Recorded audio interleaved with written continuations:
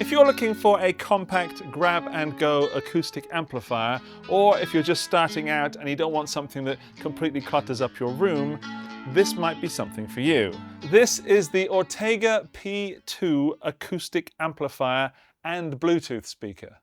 And in this video, we're going to find out if it's any good and if it's worth your hard-earned cash. Now, it comes in 3 colors. I've got this one. This is what I call the original, the most acoustic looking of the acoustic amps. It is a faux suede leather brown finish, which is quite grippy to the touch. There's also this purple one, which is the one I'm going to be using for the sounds. And there's also this one, which is in white.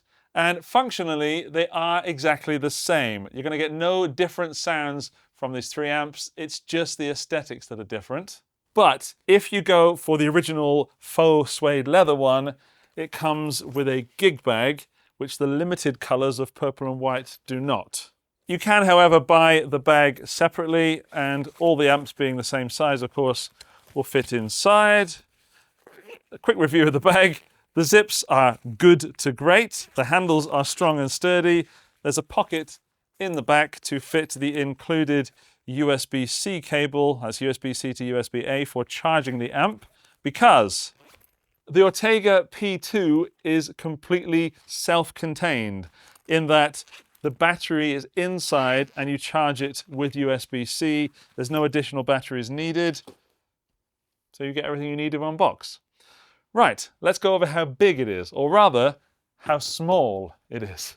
Now, I have a tape measure here, and it measures across about 15, 16 centimeters, and then high about 14.5, and deep around 9 centimeters. But an easier way to describe that is there is a Boss pedal next to it. So that's my SD1, a standard Boss compact, and it's about the size, it's a little bit bigger than 2 Boss pedals put together. And that is tiny. And as for the weight, it's also not very heavy. If I pop it onto my scales, it is going to be, turn it on, kilograms, 1.15 kilos, or 2.5 pounds. Let's have a look at the knobs and switches on top. We've got, on the left, the bass, which is going to affect the low frequencies, the treble, which is going to affect those higher frequencies. Then we've got a reverb knob, which all the way from the left up to the middle is going to be a room reverb, and all the way from the middle to the right is going to be a hall reverb, which is going to be slightly bigger, or maybe much bigger. And then the next knob is modulation, which can be off, or bring in some chorus. And then it goes from modulation into delay, or echo, all the way to the top, giving you more. We will test that in a moment. Then we've got the master volume. Further right, the louder it is. And then if you hold this down, that's the power. The power switch also seems to function as the Bluetooth pairing button. If you want to get into the Bluetooth pairing, then please go into the instruction manual. As you can see, there's also some stuff going on the back. On the back, we've got a USB-C socket for charging that battery and for OTG recording, which I will be going over in a moment.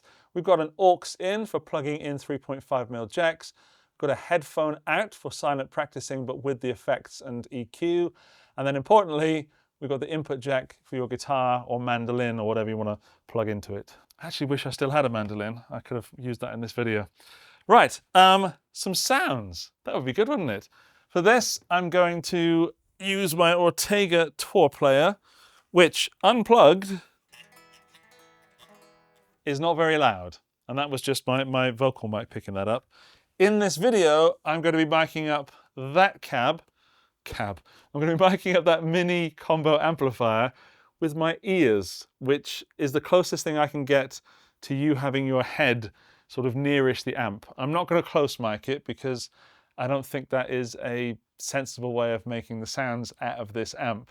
I'm going to put it about there, as if you were sort of stood looking at it, or roughly where I am from the amp. So I'll set that up and be back in a moment with some marvelous guitar playing.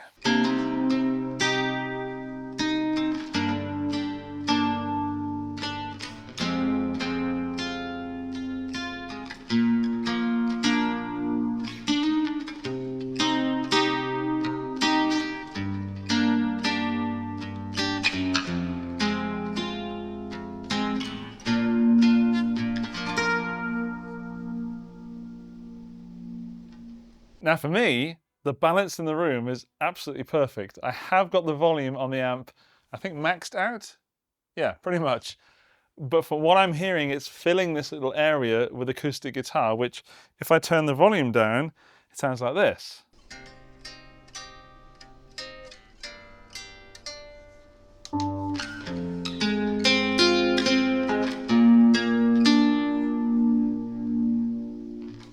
And if I start talking and playing at the same time, you should be able to hear that it's not overpowering my voice,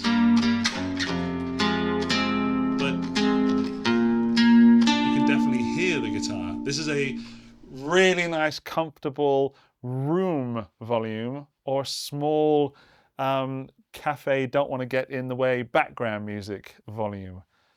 And it's clear, and I've pushed the volume to the top and it is not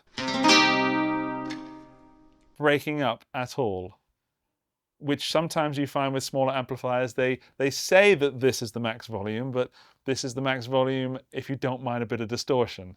There's no distortion there.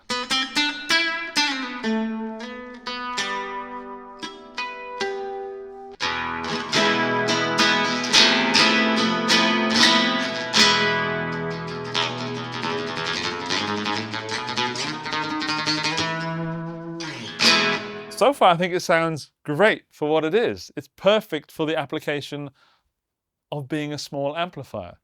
But let's have a listen to what happens when you mess with the sounds.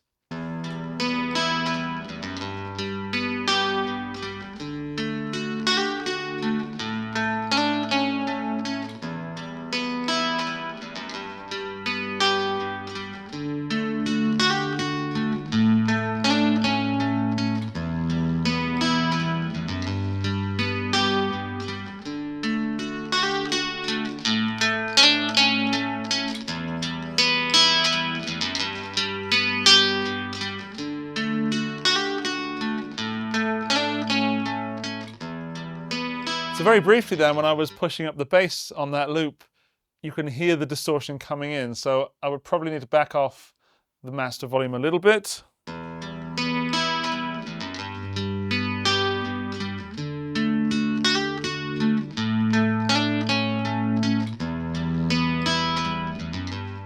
I don't know if it's coming out on that microphone, but there is a little bit of distortion. It's absolutely fine if I back off the main volume. I do like the body that it brings into the sound though. That's really nice. I'm quite a fan of bassy acoustic guitars. On that setting, there's enough body coming from the bass and enough clarity coming from the treble for that to sound quite pretty, but it is bringing out the piezo pickupness of the guitar, which is where the reverb's going to come in, because that's going to put it back into reality. So first we'll play with the room reverb and then onto the hall.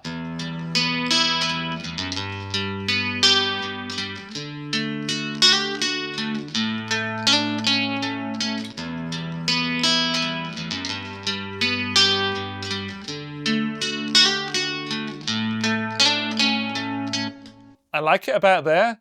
I think that is not too big. Well, it is pretty big, but the delay time is not overpowering the next notes coming from that finger picking sort of style. That's a great sound. Let's try the chorus and the delay. I'm not a big fan of chorus, but so far I've enjoyed what I've heard from this amp. Let's see if I can change that.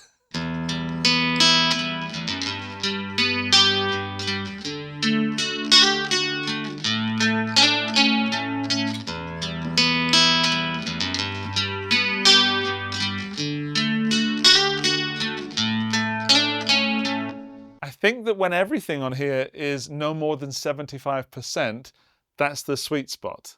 So for me, I quite enjoyed the chorus on that. It was filling it out and making the guitar sound more pleasant to listen to without saying, here, I'm a chorus. I'm now modulating all your notes and making them sound all warbly. What about the delay? I'll take the reverb off for this so we can just hear what the delay is doing.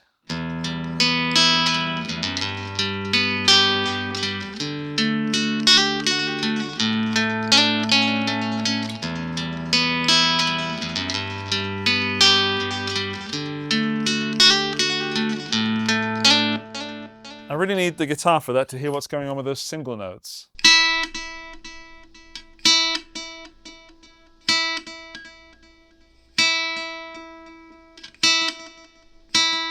Okay, so this delay is delay time. So the further right it is, the longer the time before the note and the repeat.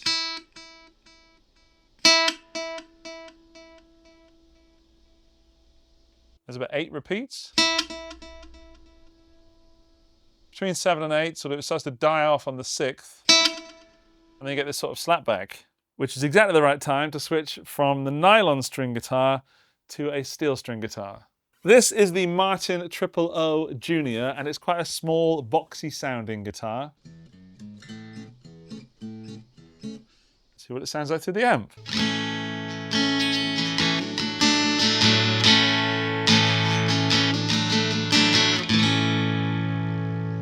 Now I can hear some low-end distortion on that. I think the preamp in this is a bit more powerful than what's in the Tourplayer, so I'm going to back that off a little bit more to give us a sort of relative volume compared to the other guitar.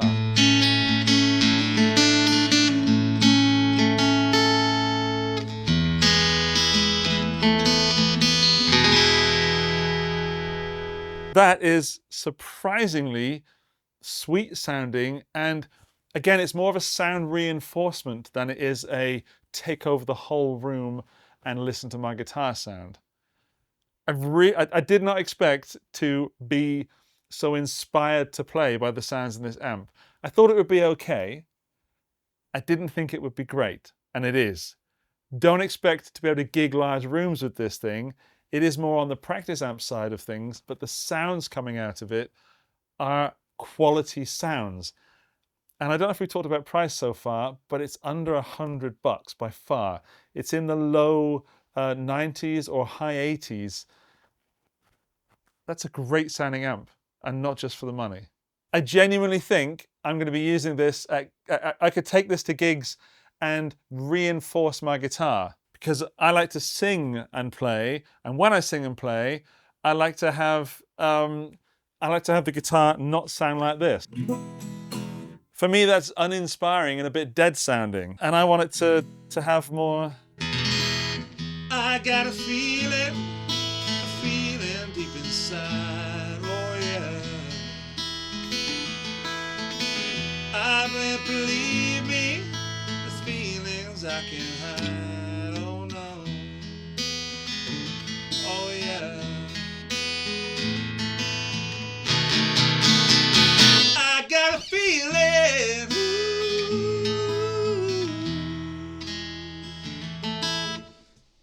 I wasn't expecting that, but that's inspiring. It makes me want to make music, which I think is the main criteria I put on all gear that I review.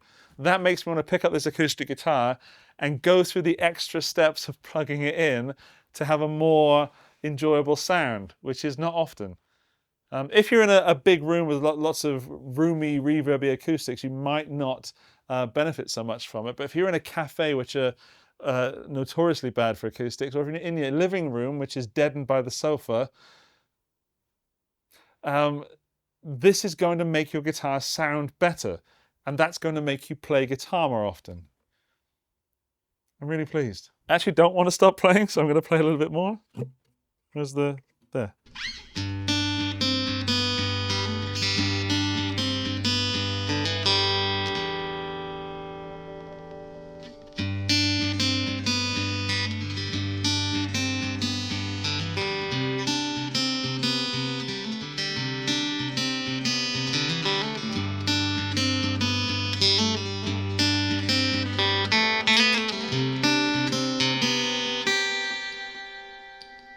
Yeah, I mean, if you're still watching, you probably agree with me.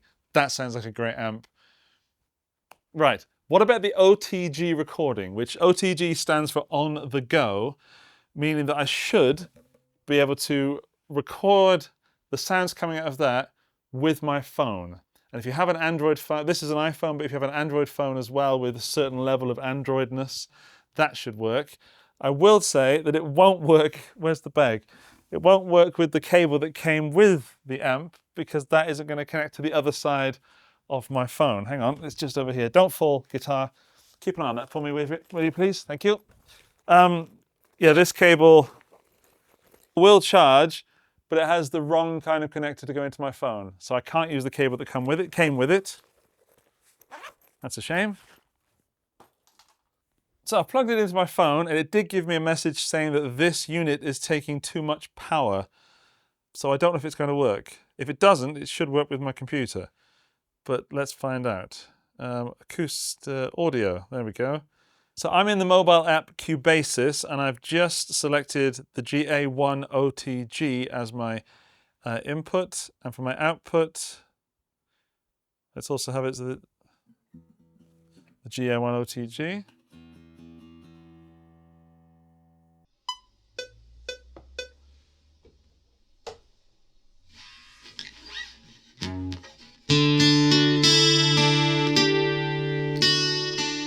Now, as a guitarist, I'm very happy with that, but it is also a lifestyle speaker, so let's check out the Bluetoothness of it, and I should even be able to play through what I've just recorded on there, if I can find it on my huge and ever-growing list of Bluetooth devices. There it is, Ortega P2 it comes up as.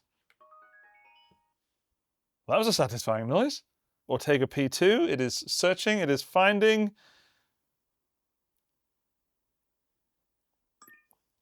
And that's another satisfying noise to say that they're connected. I like these satisfying noises, like the one where it goes, Bluetooth connected. That always makes me feel good. Let's have a listen to what I played earlier using the playback from the screen recording that I did. So this is playing directly from my phone.